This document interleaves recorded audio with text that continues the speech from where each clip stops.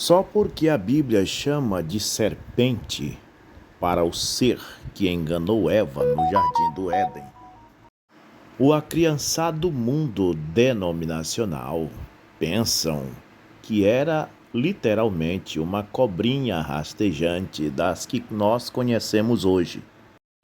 E eles pensam que ela falava porque a história de Gênesis é igual à história de Chapeuzinho Vermelho, um mito, uma fábula em que o lobo mau fala.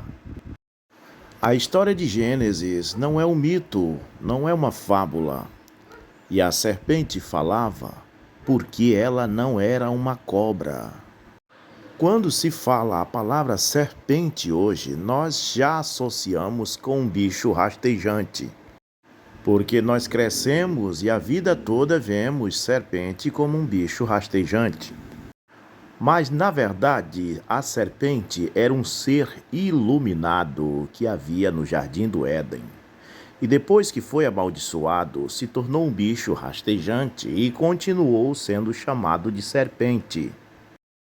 Isso significa que antes da serpente rastejar, quando alguém falava a palavra serpente, todo mundo associava a um ser ereto e iluminado. Mas hoje, quando alguém pronuncia a palavra serpente, todo mundo associa a um ser rastejante.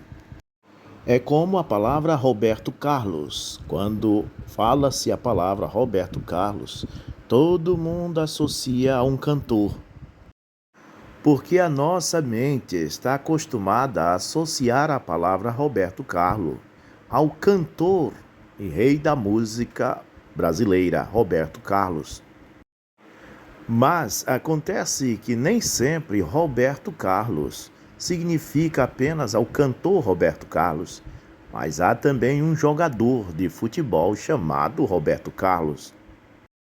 Ora, qualquer pessoa, por mais que seja desprevenido de inteligência, sabe que em Gênesis 3, versículo 14, depois que Eva pecou, depois que a serpente enganou Eva, é que Deus diz assim para ela: então o Senhor Deus disse à serpente: porquanto fizeste isso, maldito será mais que todas as feras e mais que todos os animais do campo.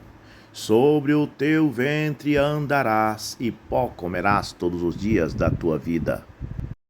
Ora, se ela sempre rastejou, Deus deveria ter dito: tu vais continuar rastejando como sempre rastejou, e pó comerás todos os dias da tua vida. Ou se ela sempre rastejou, a serpente deveria ter dito a Deus: ora, essa é minha sentença? Vou rastejar sobre a minha barriga? Mas eu sempre rastejei. Às vezes fico pensando por que esses evangélicos, esses cristãos modernos, não prestam atenção neste detalhe. Mas a palavra serpente no hebraico é pronunciado narras. E o termo narras significa brilhante e pode ser associado ao bronze. Aí você começa a se lembrar por que Moisés fez uma serpente de bronze. Narras, o ser brilhante, igual bronze, que existia no jardim do Éden, não rastejava e passou a rastejar em Gênesis 3,14 porque foi amaldiçoado. Este ser brilhante que não rastejava, que estava no jardim do Éden, estava coberto de toda pedra preciosa. Ezequiel 28:13. Estiveste no Éden, jardim de Deus, de toda pedra preciosa era a tua cobertura. Sardônia, topázio, diamante, turquesa, ônix, jaspe, safira, carbunclo, esmeralda e ouro, em ti se fazia os teus tambores e os teus pífaros, no dia em que fostes criado, foram preparados. Narras o ser brilhante que existia no jardim do Éden. Era o corpo de Satanás. Assim como Deus invisível tem um corpo chamado Jesus Cristo. Quando o espírito maligno, Satanás, foi expulso dos céus e caiu no Éden, ele habitou neste corpo de Narras. Narras foi possuído pelo espírito de Satanás. Quando em Apocalipse Deus chama Satanás de antiga serpente, na verdade a tradução correta é Satanás, o antigo Narras. Apocalipse 12, verso 9. Ele é a antiga serpente. Esta palavra foi escrita no original, ele é o antigo Narras. Ou seja, ele é o antigo ser brilhante, aquele que o seu corpo era coberto por todas as pedras preciosas. Então, literalmente, João está dizendo, ele é o antigo Narras, conhecido com o nome de Diabo, ou Satanás, aquele que engana o mundo inteiro. Quem foi que enganou Eva? Era ele, o ser brilhante, o Narras, enganou Eva.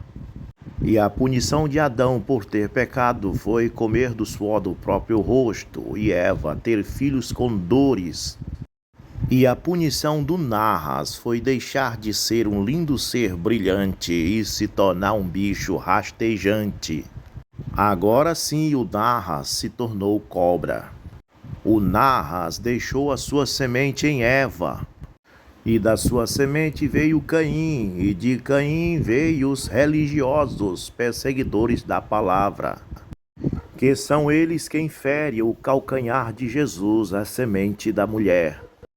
O calcanhar de Jesus não foi ferido por cobrinha rastejante, mas foi ferido por homens religiosos que cravaram cravos no seu calcanhar e o pregaram na cruz. Portanto, eles são filhos do Narra.